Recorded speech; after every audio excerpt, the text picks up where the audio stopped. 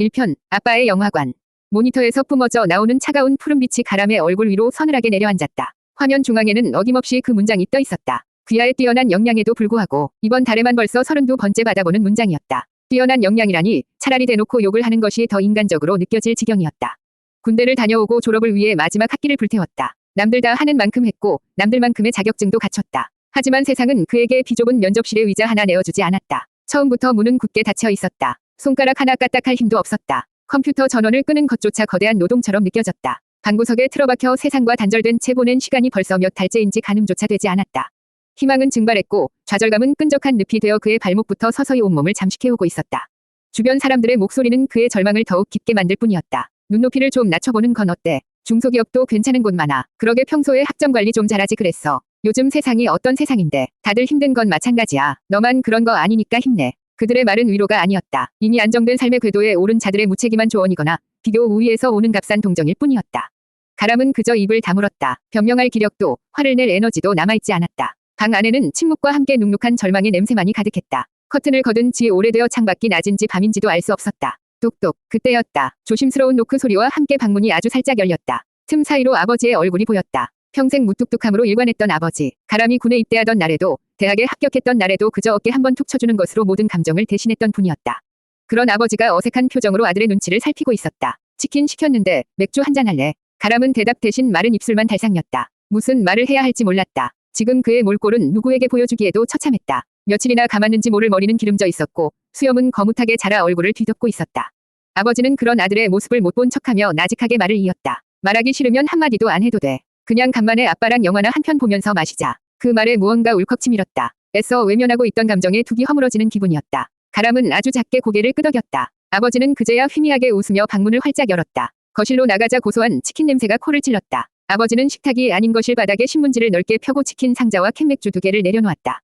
그리고는 익숙하게 데스크톱 컴퓨터에 전원을 켰다. 이것이 아버지의 방식이었다. 아들이 군 생활에 적응하지 못해 힘들어하던 첫 휴가 때 아버지는 말없이 영화 라이언 일병 구하기를 틀어주었다. 여자친구와 헤어지고 식음을 전폐하던 날에는 영화 이터널 선샤인을 함께 봐주었다. 아버지는 100마디의 어설픈 조언보다 아들의 상황에 맞는 영화 한 편을 몰카히 건네는 것으로 세상에서 가장 따뜻한 위로를 전하는 사람이었다. 컴퓨터 화면 가득 낡은 영화의 시작을 알리는 문자가 떠올랐다. 로키. 너무나도 유명한 영화였지만 제대로 본 적은 없었다. 가람은 별다른 기대 없이 맥주캔을 땄다. 칙 하고 탄산이 터져나오는 소리가 어색한 부자 사이의 침묵을 갈랐다. 첫 모금을 넘겼다. 맥주는 섰고 치킨은 아무 맛도 느껴지지 않았다. 그저 꾸역꾸역 목구멍으로 넘길 뿐이었다. 영화 속 주인공 로키 발보아는 삼류복서이자 고리대금업자의 수금원으로 하루하루를 근근히 살아가는 남자였다. 그의 눈빛에는 희망 대신 체념이 가득했다. 사람들은 그를 비웃고 무시했다. 그 모습이 꼭 자신을 보는 것만 같아 가람은 저도 모르게 영화에 집중하기 시작했다. 짝사랑하는 여자에게 서툴게 농담을 건네는 모습, 거북이에게 인생을 상담하는 외로운 모습, 아무도 알아주지 않는 링 위에서 흠씬 두들겨 맞으면서도 끝까지 버텨내는 모습. 화려하지도 대단하지도 않은 그의 일상이 스크린 위로 흘러갔다. 가람은 어느새 자신의 이야기를 보고 있었다. 사회라는 거대한 링 위에서 보이지 않는 펀치를 맞고 쓰러져 있는 자신의 모습이 로키의 얼굴 위로 겹쳐졌다. 두 번째 맥주캔을 땄을 때 로키에게 믿을 수 없는 기회가 찾아왔다. 세계 챔피언 아폴로 크리드의 다음 상대가 부상으로 출전하지 못하게 되자 아폴로는 무명의 복서에게 기회를 주겠다는 쇼맨십으로 로키를 대전 상대로 지목한 것이다. 모두가 이벤트성 경기로 치부하며 로키의 패배를 확신했다. 하지만 로키의 눈빛은 이전과 달라져 있었다. 그의 눈에는 아주 작은 불꽃이 피어오르고 있었다. 일생일대의 기회잖아. 가람은 자신도 모르게 중얼거렸다. 그 순간 맥주 맛이 조금은 다르게 느껴졌다. 쓰디쓴 맛에 희미한 단맛이 섞여드는 것 같았다. 로키의 훈련이 시작되었다. 그는 새벽에 차가운 공기를 가르며 달리기 시작했다. 날계란을 깨서 컵에 담아 단숨에 들이켰고 정육점 냉동 창고에 매달린 돼지고기를 샌드백 삼아 주먹을 날렸다. 그의 거친 숨소리가 스피커를 뚫고 나와 가람의 심장을 두드렸다. 그래, 저거야. 저렇게 싸워야 하는 거야. 세상이 뭐라고 하든 결과가 어떻든 저렇게 모든 걸 걸고 부딪혀봐야 하는 거야. 세 번째 맥주캔을 비워갈 때쯤 영화는 클라이맥스를 향해 달려가고 있었다. 로키는 필라델피아 미술관의 계단을 성큼성큼 뛰어올라 정상에서 두 팔을 번쩍 치켜들었다. 장엄한 배경 음악이 거실을 가득 채웠다. 가람의 가슴 속에서도 무언가 뜨거운 것이 용솟음쳤다. 그는 남은 맥주를 단숨에 털어 넣었다. 화면 속 로키의 얼굴과 모니터에 희미하게 비친 자신의 얼굴이 겹쳐 보였다. 어지러웠다. 화면이 빙글빙글 돌기 시작했고 웅장한 음악 소리는 멀어졌다 가까워지기를 반복했다. 아버지의 모습도 거실의 풍경도 모든 것이 흐릿한 잔상으로 흩어졌다. 짙은 안개 같은 어둠이 그의 의식을 부드럽게 감쌌다. 그대로 필름이 끊기고 말았다. 2편, 낯선 몸, 낯선 세상. 코를 찌르는 것은 익숙한 자신의 방 냄새가 아니었다. 시큼하게 썩은 음식물 쓰레기 냄새와 정체를 알 수 없는 지린내가 뒤섞인 역한 악취였다. 머리가 깨질 듯 아팠다. 어젯밤 마신 맥주 때문인가. 가람은 무거운 눈꺼풀을 힘겹게 들어 올렸다. 눈앞에 펼쳐진 광경은 그의 상식을 완전히 파괴했다. 뿌옇게 먼지가 낀 천장이 아니라 낙서로 가득한 낡은 벽돌담과 그 위로 보이는 한 뼘짜리 회색 하늘. 몸을 일으키자 딱딱하고 차가운 시멘트 바닥에 냉기가 얇은 옷을 뚫고 온몸으로 파고들었다. 온몸이 쑤시고 결렸다. 여긴 어디지? 어젯밤 아버지와 함께 있던 거실이 아니었다. 그는 지금 더럽고 비좁은 뒷골목 한 구석에 웅크리고 있었다. 혼란스러운 머리로 주변을 둘러보았다. 낡은 쓰레기통들이 나뒹굴고 있었고 벽에는 의미를 알 수 없는 그림들과 욕설이 가득했다. 멀리서 희미하게 사이렌 소리가 들려왔다. 술에 취해 길에서 잠든 건가? 아니면 누가 자신을 이곳에 버리고 간 건가? 몸에 걸쳐진 옷도 자신의 것이 아니었다. 늘 입던 편안한 티셔츠와 바지가 아닌 낡아빠진 가죽 점퍼와 곳곳이 해진 청바지. 주머니를 미친 듯이 뒤져봤지만 흔한 동전 한 입 나오지 않았다. 스마트폰도 지갑도 아무것도 없었다. 심장이 미친 듯이 뛰기 시작했다. 이건 단순한 문제가 아니었다. 비틀거리며 골목을 빠져나왔다. 눈앞에 펼쳐진 거리는 생전 처음 보는 풍경이었다. 높지 않은 건물들, 거리를 활보하는 낯선 복장의 사람들, 그리고 도로 위를 달리는 클래식한 디자인의 자동차들. 모든 것이 낯설었다. 마치 오래된 영화 세트장 한가운데에 던져진 기분이었다. 저기요. 지나가는 사람을 붙잡고 무언가 물어보려 했다. 하지만 그의 입에서 나온 것은 알아들을 수 없는 소리였다. 마치 혀가 굳어버린 것처럼 발음이 뭉개지고 어눌하게 흘러나왔다. 행인은 이상한 사람을 쳐다보는 듯한 경계의 눈빛으로 그를 쳐다보더니 질색하며 자리를 피했다. 뭐지? 내 목소리가 왜 이러지? 당황한 가람은 침을 삼키고 다시 한번 목소리를 가다듬었다. 하지만 결과는 마찬가지였다. 어눌하고 불분명한 발음. 그는 공포에 휩싸여 자신의 목을 감싸쥐었다. 그때 길가 상점의 쇼윈도에 비친 자신의 모습을 발견했다. 그리고 그 자리에 얼어붙고 말았다. 쇼윈도 속에는 긴가람이 없었다. 처음 보는 남자가 겁에 질린 표정으로 자신을 마주보고 있었다. 다부진 체격, 슬픔과 고집이 뒤섞인 듯한 깊은 눈매, 그리고 결정적으로 왼쪽 입꼬리가 미세하게 처져 살짝 비뚤어진 입. 꿈인가? 이것도 꿈의 일부인가? 그는 떨리는 손을 들어 쇼윈도 속 남자의 얼굴을 만졌다. 거친 수염의 감촉, 움푹 팬 눈가, 단단한 턱의 느낌이 손끝을 통해 생생하게 전해져 왔다. 남자의 얼굴을 따라 자신의 얼굴을 만졌다. 똑같았다. 쇼윈도 속 남자가 자신의 손을 따라 움직였다. 이건 꿈이 아니었다. 현실이었다. 이게 무슨 말도 안 돼. 뭉개진 발음으로 흘러나온 중얼거림과 함께 머릿속에서 어젯밤 보았던 영화의 한 장면이 번개처럼 스쳐 지나갔다. 출산 과정에서의 의료사고로 인한 안면 신경마비, 그리고 그로 인해 평생 어눌한 말투를 갖게 된 배우. 영화 로키의 감독이자 주연 배우 실베스터 스텔론. 가람은 깨달았다. 그는 영화 속으로 들어온 것이 아니었다. 영화를 만든 사람, 스텔론이 가장 처절하고 비참했던 시절의 한가운데로 떨어진 것이다. 청운의 꿈을 안고 도시로 왔지만 누구에게도 인정받지 못한 채 절망의 나날을 보내던 바로 그 시간 속으로. 그 순간 모든 사고를 마비시키는 강력한 본능이 그의 온몸을 덮쳤다. 꼬르륵 뱃속에서 천둥 같은 소리가 울렸다. 지독한 허기, 위장이 고통스럽게 뒤틀리는 느낌이었다. 어젯밤 먹은 치킨은 이미 오래전에 소화된 모양이었다. 지금 그에게는 이 비현실적인 상황을 고민할 여유 따위는 없었다. 당장 무언가를 먹지 않으면 쓰러질 것만 같았다. 주머니는 텅 비어 있었다. 아는 사람 하나 없는 낯선 거리. 어눌한 말투 때문에 도움을 청하기도 쉽지 않았다. 사람들은 그를 벌레 보듯 쳐다보거나 동정을 가장한 격렬의 눈빛으로 외면했다. 투명인간이 된 기분이었다. 아니, 투명인간보다 못한 길가의 오물 같은 존재가 된 것만 같았다. 그는 비틀거리며 걸었다. 목적지는 없었다. 그저 움직이지 않으면 얼어 죽거나 굶어 죽을 것 같다는 본능만이 그의 몸을 이끌었다. 그의 눈에 들어온 것은 식당 뒷골목의 쓰레기통이었다. 아직 온기가 남아있는 빵 조각, 사람들이 먹다 남긴 감자튀김. 몇 시간 전까지만 해도 거들떠보지도 않았을 음식물 쓰레기였다. 그는 잠시 망설였다. 인간의 존엄성과 생존의 본능이 그의 내면에서 치열하게 싸웠다. 결국 생존이 이겼다. 그는 떨리는 손으로 쓰레기통을 뒤져 더러워진 빵 조각을 입에 쑤셔 넣었다. 눈물이 뺨을 타고 흘러내려 빵 조각을 적셨다. 빵은 짰다. 음식물 쓰레기의 시큼한 맛과 자신의 눈물 맛, 그리고 지독한 절망의 맛이 뒤섞여 있었다. 그는 울면서 꾸역꾸역 빵을 삼켰다. 살아남아야 했다. 어떻게든. 3편, 뉴욕의 차가운 아침. 쓰레기통을 뒤져 간신히 허기를 면한 그날 밤, 가람은 문 닫은 극장의 처마 밑에서 웅크린 채 잠이 들었다. 딱딱한 시멘트 바닥의 냉기가 낡은 가죽 점퍼를 뚫고 뼛속까지 스며들었다. 꿈속에서 그는 계속해서 한국의 집으로 달려갔지만 문은 굳게 닫혀 있었고 아버지의 목소리는 들려오지 않았다.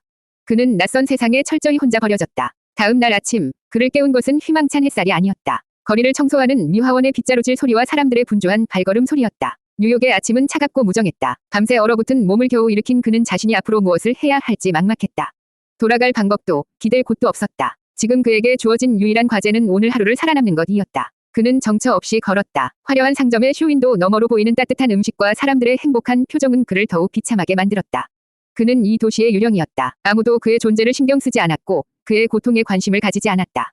며칠 동안 그는 도시의 밑바닥을 헤맸다. 공원의 벤치에서 잠을 자고 무료 급식소에서 주는 묽은 숲으로 끼니를 때웠다.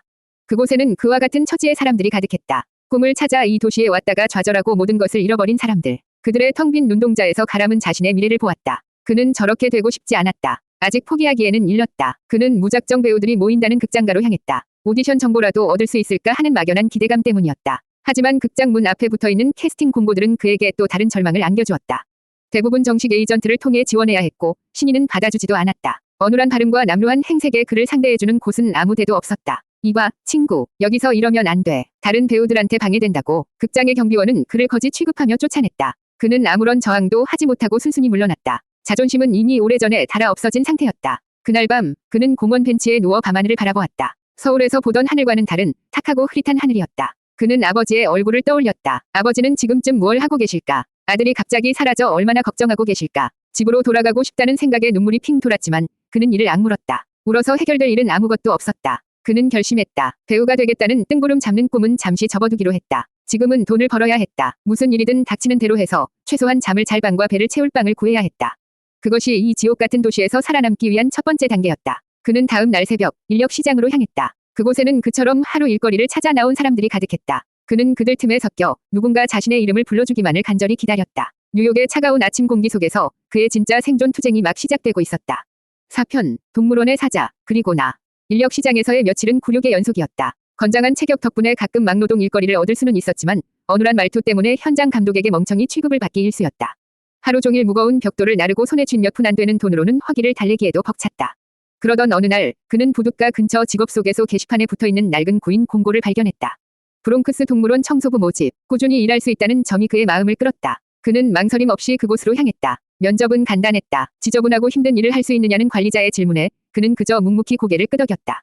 다음 날부터 그는 동물원 유니폼을 입고 일을 시작했다. 그가 맡은 일은 맹수 우리를 청소하는 것이었다. 역한 배설물 냄새와 동물의 비린내가 진동하는 좁은 공간. 그는 구역질을 참아가며 묵묵히 쇠스랑으로 바닥을 긁어냈다. 그의 첫 번째 담당 구역은 사자 우리였다. 철창 너머로 보이는 늙은 사자는 모든 것을 체념한 듯 바닥에 배를 깔고 누워 미동도 하지 않았다. 한때 드넓은 초원을 호령했을 밀림의 왕. 하지만 지금은 관람객들의 구경거리로 전락해 하루 3번 주어지는 먹이를 기다리는 무기력한 존재일 뿐이었다.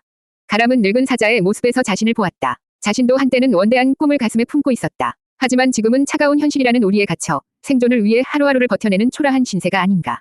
사자의 공허한 눈빛이 마치 자신의 눈빛 같아서 그는 차마 고개를 들 수 없었다. 쉬는 시간이면 그는 사자 우리 앞에 쭈그려 앉아 녀석을 바라보았다. 그는 사자에게 자신의 이야기를 털어놓았다. 아무도 들어주지 않는 그의 이야기를 늙은 사자는 마치 다 이해한다는 듯이 묵묵히 들어주는 것 같았다. 너도 답답하지. 나도 그래. 원래 있던 곳으로 돌아가고 싶은데 어떻게 해야 할지 모르겠어. 일을 하는 내내 유리창 너머로 행복하게 웃고 떠드는 가족들의 모습이 보였다. 솜사탕을 든 아이를 목말 태운 아빠. 그 평범한 일상의 풍경이 가람에게는 너무나도 아득하고 비현실적으로 느껴졌다. 그는 이 행복한 세상에 속하지 않은 이방인이었다. 동물원에서의 생활은 비참했지만 그에게 최소한의 안정을 가져다 주었다. 그는 며칠치 일당을 모아 허름한 건물의 작은 쪽방을 얻을 수 있었다. 비록 창문도 없는 창고 같은 공간이었지만 길거리의 추위를 피할 수 있다는 것만으로도 감사했다. 그는 매일 밤 녹초가 된 몸으로 쪽방에 돌아와 빵 한 조각으로 저녁을 때우고 잠이 들었다. 꿈속에서 그는 언제나 드넓은 초원을 달리는 사자가 되곤 했다. 하지만 꿈에서 깨어나면 어김없이 춥고 좁은 쪽방의 현실과 마주해야 했다. 그는 우리에 갇힌 사자였다. 하지만 그는 언젠가 이 우리를 부수고 자신의 진짜 세상으로 돌아가 포효할 날이 오리라고 굳게 믿었다. 그러기 위해서 그는 지금 이 순간을 버텨내야만 했다. 동물원의 사자는 그의 처지를 비추는 거울이자 동시에 그의 꺾이지 않는 의지를 시험하는 스승이었다. 5편, 첫 번째 좌절, 오디션의 벽. 동물원에서의 생활은 비참했지만 동시에 기묘한 안정감을 주었다. 매일 정해진 시간에 일어나 일하고 정해진 시간에 잠드는 규칙적인 삶. 그는 더 이상 길거리의 추위와 굶주림에 떨지 않아도 되었다. 하지만 시간이 흐를수록 이 안정감은 그를 옥죄는 새로운 형태의 감옥이라는 것을 깨달았다. 그는 매일 아침 철창 안에 늙은 사자와 눈을 맞췄다. 모든 것을 체념한 듯한 사자의 공허한 눈빛. 그는 저 눈빛을 닮아가고 있는 자신을 발견하고 소스라치게 놀랐다. 이대로 안주해버린다면 자신도 저 사자처럼 꿈을 잃어버린 채 현실이라는 우리 안에서 서서히 죽어가게 될 것이다. 생존만으로는 충분하지 않았다. 그는 살아야 할 이유를 찾아야만 했다. 가슴속 깊은 곳에서 스텔론이라는 남자가 원래 가지고 있던 배우의 꿈이 희미한 불씨처럼 다시 타오르기 시작했다. 그래, 여기서 멈출 수는 없어. 그는 다시 한번 싸워보기로 결심했다. 그는 빠듯한 일당을 쪼개 배우들을 위한 정보지를 샀다. 신문에는 수많은 오디션 공고가 실려 있었지만 대부분은 정식 배우 조합에 가입된 배우들만을 위한 것이었다. 그가 지원할 수 있는 것은 배우 조합과 상관없이 누구나 지원할 수 있는 소위 공개 오디션뿐이었다. 그것은 가장 밑바닥 배우 지망생들이 몰려드는 희망보다 절망이 더 큰 곳이었다. 그는 며칠 동안 수십 개의 공고를 뒤진 끝에 대사 몇 마디 없는 단역을 뽑는 광고 촬영 오디션을 발견했다. 그는 떨리는 손으로 공고를 오려냈다. 그날 밤부터 그는 잠을 줄여가며 오디션을 준비했다. 그의 작은 쪽방이 세상에서 가장 초라한 연기 연습실이 되었다. 그는 손바닥만 한거울 조각에 비친 낯선 자신의 얼굴을 보며 표정 연기를 연습했다. 굳어버린 왼쪽 입꼬리를 움직여 자연스러운 미소를 짓는 것은 거의 불가능에 가까웠다. 가장 큰 문제는 역시나 발음이었다. 그는 볼펜을 입에 물고 신문을 소리내어 읽으며 뭉개지는 발음을 교정하기 위해 필사적으로 노력했다. 하지만 신경을 쓰면 쓸수록 혀는 더욱 꼬여만 갔다. 안녕하십니까. 제 이름은 실베스터 스텔론입니다. 수십 번을 반복해도 그의 속에는 어눌하고 우스꽝스럽게 들렸다. 절망감이 밀려왔지만 그는 포기하지 않았다. 철창 속 사자의 공허한 눈빛이 그의 뇌리를 떠나지 않았다. 마침내 오디션 당일, 그는 동물원에 병가를 내고 가장 깨끗하게 빨아입은 셔츠를 입고 오디션장으로 향했다. 건물 앞에는 그와 비슷한 처지의 배우 지망생들이 담배를 피우며 초조하게 자신의 차례를 기다리고 있었다. 그들의 얼굴에는 희망과 불안, 그리고 서로를 향한 날카로운 경쟁심이 뒤섞여 있었다.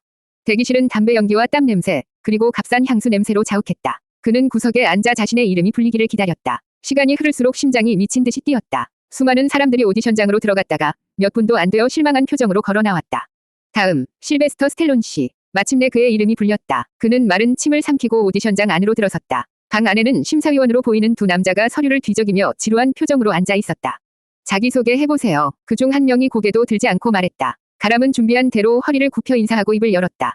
안녕하십니까. 실베스터 스텔론입니다. 그의 어눌한 발음이 방 안에 울려 퍼지자 심사위원들이 처음으로 고개를 들어 그를 쳐다보았다. 그들의 눈에는 호기심 대신 조롱의 빛이 서려 있었다. 뭐라고? 잘 안 들리는데. 발음이 왜 그 모양이야? 술이라도 마셨나? 한 명이 비웃으며 말했다. 가람의 얼굴이 순식간에 붉게 달아올랐다. 그는 아무런 대꾸도 하지 못했다. 됐고, 저기 서서 옆모습이나 한번 보여줘봐. 그들은 그의 연기에는 전혀 관심이 없었다. 그들은 그저 카메라에 담길 그의 외모를 상품처럼 훑어볼 뿐이었다. 잠시 동안의 침묵. 험악하게 생겨서 깡패 역할로는 어울리겠는데. 근데 그 입 가지고는 대사 있는 역할은 무리겠군. 됐어요. 다음 사람 들어오라고 하세요. 그의 오디션은 그렇게 끝났다. 그는 굴욕감에 온몸이 떨렸다. 준비했던 연기는 보여주지도 못했다. 그의 존재 자체가 그의 목소리와 얼굴이 거절당한 것이다. 그는 아무 말 없이 오디션장을 걸어 나왔다. 등 뒤로 심사위원들의 낄낄거리는 웃음소리가 들려왔다. 그는 차가운 도시의 거리로 다시 내던져졌다. 이번의 좌절은 가난이나 배고픔보다 더 아팠다. 그것은 그의 존재 자체를 부정당한 영혼에 새겨진 깊은 상처였다. 그는 다시 동물원의 사자우리로 돌아가야만 하는 자신의 처지가 서러워 소리 없이 눈물을 삼켰다. 6편 액터스 스튜디오 위문턱. 첫 번째 오디션의 참담한 실패 이후 가람은 다시 깊은 무력감에 빠졌다. 그는 며칠 동안 동물원 일에만 몰두하며 아무런 생각도 하지 않으려 했었다. 어쩌면 배우의 꿈은 자신에게 허락되지 않은 것일지도 모른다. 자신의 분수를 깨닫고 이대로 조용히 살아가는 것이 현명한 선택일지도 모른다는 생각이 들었다. 그러던 어느 주말이었다. 휴일을 맞아 정처 없이 도시를 걷던 그의 발걸음이 그리니치 빌리지의 한적한 골목에 멈췄다. 낡은 벽돌 건물 앞에서 몇몇의 사람들이 모여 열띤 토론을 벌이고 있었다. 그들의 대화 내용은 알아들을 수 없었지만 그들의 표정과 몸짓에서는 연기에 대한 순수한 열정과 진지함이 느껴졌다. 그들은 가람이 오디션장에서 마주쳤던 절박함과 경쟁심에 가득 찬 배우 지망생들과는 완전히 다른 종류의 사람들이었다. 가람은 건물 입구에 붙어있는 낡은 간판을 보았다. 액터스 스튜디오. 그는 그 이름이 낯설지 않았다. 원래의 세상에서도 들어본 적이 있는 전설적인 배우들의 산실. 그는 근처 도서관으로 달려가 액터스 스튜디오에 대한 자료를 찾아보았다. 그리고 그곳이 단순한 연기 학원이 아니라는 것을 알게 되었다. 액터스 스튜디오는 상업적인 성공을 위한 연기를 가르치는 곳이 아니었다. 그곳은 배우들이 모여 자신의 내면을 탐구하고 인물의 진실된 감정을 찾아내는 방법을 연구하는 일종의 연기 연구소이자 성역이었다. 말론 브란도, 제임스 딘, 알 파치노 같은 위대한 배우들이 모두 이곳을 거쳐 갔다. 이곳의 회원이 된다는 것은 배우로서 최고의 명예를 얻는 것과 같았다. 그리고 그 회원이 되는 과정은 하늘의 별 따기보다 더 어렵다고 알려져 있었다. 자료를 읽는 내내 가람의 심장이 다시 뛰기 시작했다. 이것이다. 그가 가야 할 길은 이것이었다. 그는 깨달았다. 자신의 약점은 어눌한 발음과 강한 인상이었다. 상업 광고나 텔레비전 드라마에서 원하는 매끄럽고 잘생긴 배우의 모습과는 거리가 멀었다. 하지만 만약 자신의 외모와 목소리에 담긴 이 독특함과 슬픔을 진실된 감정으로 승화시킬 수만 있다면 그것은 더 이상 약점이 아니라 그 누구도 흉내낼 수 없는 강력한 무기가 될 수도 있었다. 액터스 스튜디오는 그 방법을 찾을 수 있는 유일한 곳처럼 보였다. 그의 목표는 더 이상 대사 몇 마디 있는 단역을 따내는 것이 아니었다. 그의 목표는 액터스 스튜디오의 정식 회원이 되어 진정한 연기 예술의 세계로 들어가는 것이 되었다. 그것은 이전과는 비교도 할 수 없을 만큼 더 높고 어려운 목표였지만 오히려 그의 꺼져가던 투지를 다시 불태웠다. 그는 액터스 스튜디오의 오디션이 1년에 단 2번 열린다는 정보를 찾아냈다. 그리고 가장 가까운 오디션은 불과 몇 주 남지 않은 상태였다. 그는 그날부터 동물원 일을 제외한 모든 시간을 오디션 준비에 쏟아부었다. 그는 상업적인 대본 대신 고전 희곡들을 읽기 시작했다. 그는 수많은 독백 대사 중에서 자신의 처지와 가장 닮아있는 한 인물을 발견했다. 그는 자신의 모든 슬픔과 분노, 그리고 고독을 그 인물의 대사 안에 담아내기 위해 노력했다. 족방의 작은 거울 앞에서 그는 수천 번 같은 대사를 반복했다. 발음을 교정하기 위해서가 아니었다. 대사 안에 담긴 진실된 감정을 찾기 위해서였다. 마침내 오디션 당일, 그는 며칠 전과는 비교도 안 될 만큼 떨리는 마음으로 액터스 스튜디오의 문 앞에 섰다. 이곳은 그의 외모나 발음을 평가하는 곳이 아니었다. 그의 영혼의 깊이를 들여다볼 곳이었다. 그는 두려웠지만 동시에 설렜다. 그는 낡고 무거운 건물 문을 밀고 안으로 들어섰다. 삐걱거리는 문소리와 함께 그는 자신의 운명을 시험할 새로운 무대의 한가운데로 걸어 들어가고 있었다.